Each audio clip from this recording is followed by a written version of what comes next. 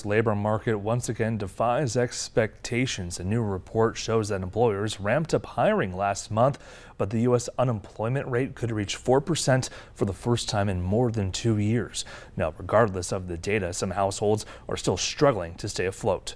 John Lawrence has more. The U.S.'s middle class is getting smaller, and the number of Americans falling toward poverty is on the rise. Most people have seen their wages go up, their earnings go up over time, but they're not enough to compensate for the higher prices. According to a recent report from the Pew Research Center, in 1971, 61% of the nation was middle class.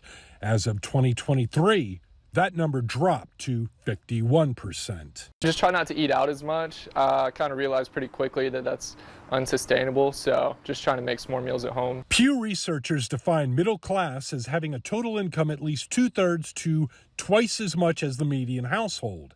And analysts say things like the monthly bill at the grocery store, I have seen it increase, definitely, to sky-high interest rates and persistent inflation has more middle-class Americans keeping a tighter grip on their wallets. People are now having to realize, and they always do, but I think even more so, they have to make choices. We're seeing that in the marketplace. The report from Pew Research also says when adjusted for inflation, all classes had incomes that were higher in 2022 than in 1970.